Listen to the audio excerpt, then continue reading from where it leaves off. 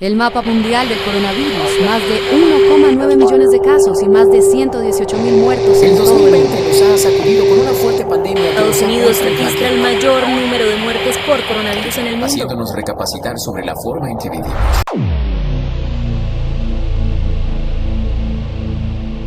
En medicina funcional y medicina integrativa, así como en células madre, terapia neural y ortomolecular. Es un profesional con 30 años de ejercicio y actualmente ejerce como anestesiólogo en diferentes instituciones privadas en la ciudad de Cali, especialmente en el área de cirugía plástica. Doctor Gustavo de Vivero, bienvenido y muchas gracias por aceptar nuestra invitación. Buenas noches. Muy buenas noches, Adriana. Buenas noches a todos. De verdad que para mí es un gusto tremendo compartir esta noche foro con el doctor Oscar y el doctor Arias. Voy a compartir con ustedes la ponencia al respecto, el contacto de lo que es el coronavirus, que es el actual causante pues, del COVID-19. El coronavirus viene precisamente desde diciembre del 2019, por eso se llama el COVID-19. Pero ¿qué es en sí el coronavirus? ¿O por qué se llama COVID? Viene de CO, de la sigla CO, de corona. Ustedes ven y ya se conoce actualmente con este, es el séptimo en la escala de los virus RNA, del cual por su forma de corona recibe este nombre. Y virus, pues como tal, por ser el virus. Y la D viene en su sigla en inglés, enfermedad. Por eso se llama enfermedad producida por el coronavirus. Por eso se llama COVID-19. Su estructura, que no quiero detenerme en ella, pues tiene todas las partes de sus membranas, las coronas y todo eso. Todos son unas componentes proteicos muy importantes que sí tienen mucho que ver en cuanto al contagio de la misma enfermedad. Nosotros sabemos hay que entender que el coronavirus puede presentar personas con síntomas o personas sin síntomas. Esto no quiere decir, porque la presentación del síntoma no quiere significar pues que de pronto no haya el contacto directo del coronavirus con nuestro cuerpo. Sintomático es aquella persona que presenta, como su nombre lo dice, los síntomas referentes a ellos, muy conocidos: dolor de cabeza, que es uno de los principales síntomas capitales de la principal, fiebre, malestar general, dolor muscular, dificultad respiratoria, como su nombre lo indica, como SARS-CoV-2. El SARS significa el síndrome respiratorio agudo grave, del cual es la sintomatología que tiene su evolución. Más adelante le explico esta parte de lo que se llama una historia natural de la enfermedad, desde que hay el contacto con el organismo del cuerpo humano hasta el desarrollo de la enfermedad llamada COVID.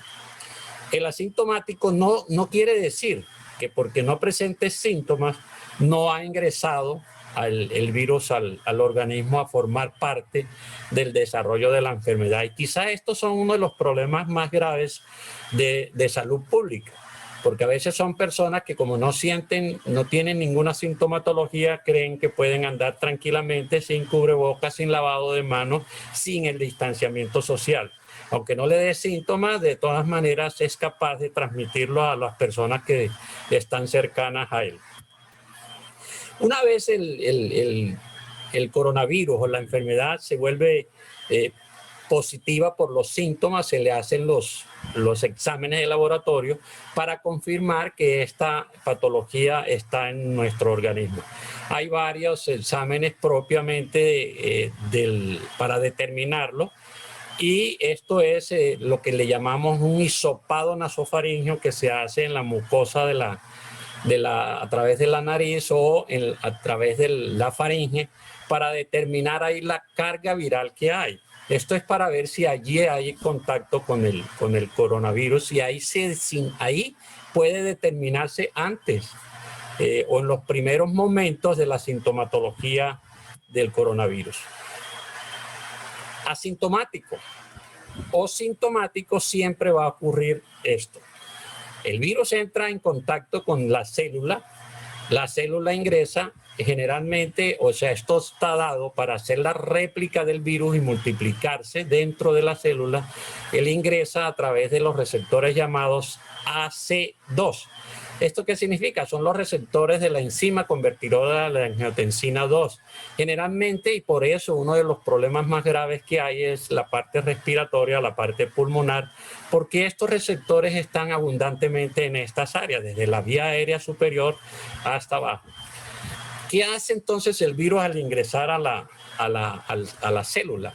Empieza a producir las especies reactivas de oxígeno, lo que se llaman radicales libres, y esto desencadena una cantidad de factores como de la hipoxia, o sea, el factor directamente como lo que se llama una respuesta celular sistémica a la hipoxia. Esto produce dentro del organismo un daño genético por el daño directamente en la glucosa, y eso es una de las cuestiones que más hace que el organismo pueda producirse más. Es por eso en el diabético, más adelante lo vamos a ver cuál es la relación de esto, el cual se produce más daño en esta célula. Al tener este contacto y empieza la multiplicación de su RNA del virus, hace que el organismo produzca entonces una respuesta inmunológica.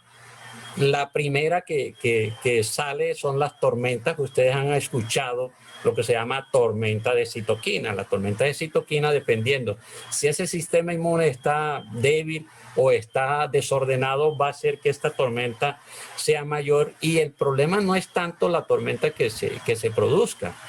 En todo proceso normal de un organismo sano, se produce, en todo proceso inflamatorio se produce una liberación de citoquinas. Esto es normal porque es la respuesta propia para producir células T que nos van a defender de los antígenos. Antígeno es todo aquello que ingresa a nuestro organismo y va a ejercer un proceso inflamatorio. En todo proceso inflamatorio, como ya les dije, va a producir entonces esa citoquina. Cuando un organismo está desordenado con el sistema inmune, entonces ahí va a ser cuando va a producir mayores daños en ciertos órganos y principalmente el pulmón.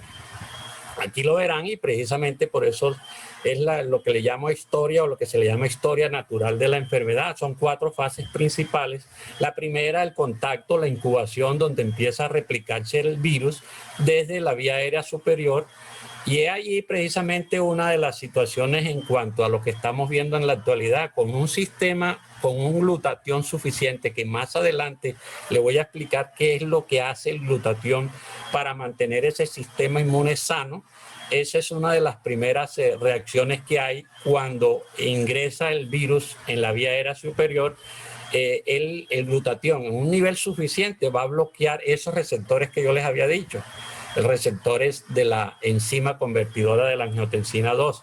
Al bloquearlo va a evitar que el virus entre a la célula y por lo tanto va a evitar que su réplica sea mucho mayor. De tal manera que, bueno, la historia natural de la enfermedad es que cuando hay un periodo de incubación alrededor de los primeros 5 días del contacto, luego se producen los síntomas, empiezan a producirse todos los síntomas que también son cortos. Generalmente estos síntomas se presentan de 2 a 3 días y ahí es un problema grave. La persona que tuvo esos síntomas ya dice, no, ya pasé, esto no fue coronavirus. Dependiendo la intensidad de esos síntomas, va a creer que está sano, que no tiene nada y que ya pasó y que no fue sino más que un resfriado común. Pero el virus sigue replicándose. Al replicarse, entonces va la tercera fase, que es la tercera fase llamada fase inicial de la fase pulmonar inicial. Es donde empiezan a haber dificultades respiratorias, y es ahí, dependiendo de esa concentración del glutatión, que tiene mucho que ver la intensidad de la gravedad de la enfermedad. Y finalmente la fase 4, donde se puede producir una lesión mayor del pulmón, donde empiezan a activarse los macrófagos, llamado entonces ahí lo que le estamos mencionando por la que les estoy mencionando, lo que es el síndrome de activación de macrófagos y una liberación de citoquinas en forma impresionante, que ahí es donde puede llegar la parte o fatal o si rebasa, con una cantidad de problemas anexos que más adelante el doctor les va a tocar este tema, relacionadas con el sistema cardiovascular y que puede llegar hasta síntomas que pueden prolongarse más de 6 o 8 meses e incapacitantes. Esta tormenta de citoquinas, como ya les dije, es la liberación normal en cualquier proceso inflamatorio normal de esas enzimas. La primera que se libera y es la más importante en cuanto a la producción del síntoma llamado cefalea, porque hay una irritación neuronal que es la interleuquina 1 beta, que es la interleuquina 1. Esta interleuquina va a producir principalmente un proceso inflamatorio cerebral, que es el que produce ese síntoma incapacitante, pero muy rápido, que es el dolor de cabeza o la cefalea. Cuando esto se produce, la persona pasa fácilmente, puede tomar un analgésico o antipirético, que también produce la fiebre. Entonces va a sentirse ya mejor y cree que ya pasó este síntoma, pero la evolución sigue, continúa, como ya les dije en el slide anterior. Luego sigue la interleuquina 6, no voy a entrar en detalles, igual la interleuquina 17. ¿Cuáles son las enfermedades que pueden agravarse por presencia del COVID-19? Ya es bien descrito, personas mayores de 65 años, y más adelante les voy a mostrar una gráfica del por qué precisamente estas personas son de mayor probabilidad de agravarse. Otro de los riesgos importantes es la diabetes y sobre todo aquel paciente insulinodependiente. No queda por demás la hipertensión arterial, son problemas bastante severos, de los cuales uno de los manejos de la hipertensión están los bloqueadores de la enzima angiotensina, que tiene que ver con estos receptores y entonces va a hacer que puede complicar un poco más el problema del desarrollo del COVID.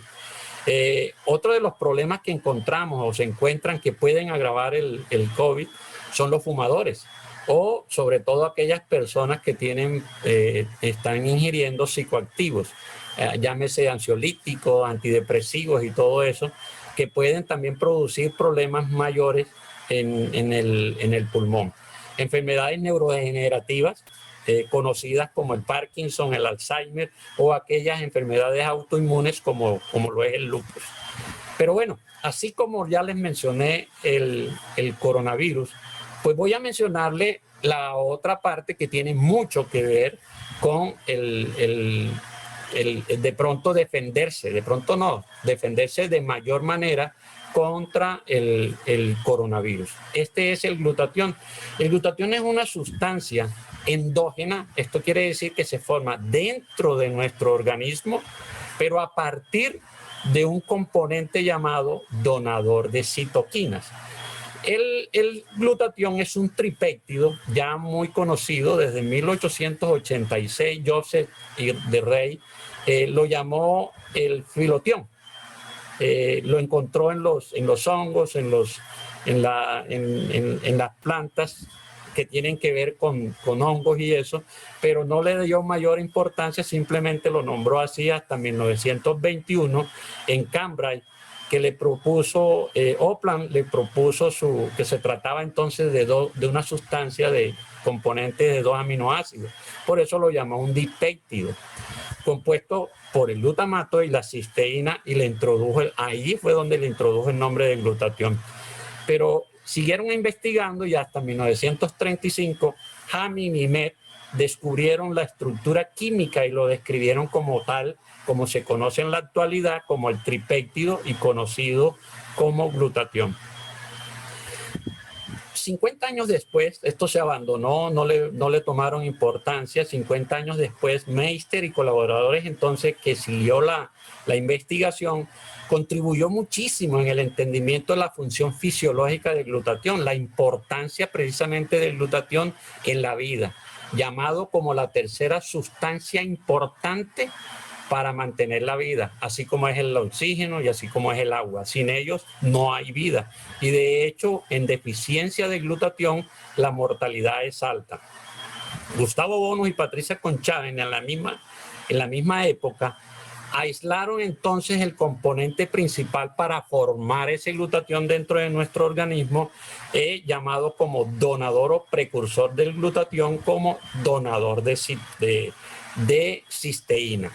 La cisteína, como ya le dije, hace parte importante junto con el ácido glutámico y la glicina para formar entonces ese glutatión necesario dentro de nuestras células. Esa célula que ustedes recuerdan en biología, cuando pasamos por allá en primaria, espero que recuerden esto, algunos nos dio dolores de cabeza, otros lo entendimos muy bien y quizá de ahí nació nuestro gusanito por estudiar medicina y entender estas cosas importantes. No quiero llevarlos nuevamente a recordar esta parte porque igual, pero sí, una célula normalmente se compone del núcleo, de la membrana celular, del ribosoma, del citoplasma, pero sí, aquella parte que tenemos que ver aquí como en el azulito, llamado mitocondria. Todas las células, como ustedes la ven, así sea la neurona, el músculo, todas, imagínense que nosotros, el organismo está compuesto entre 2 a 10 trillones de células.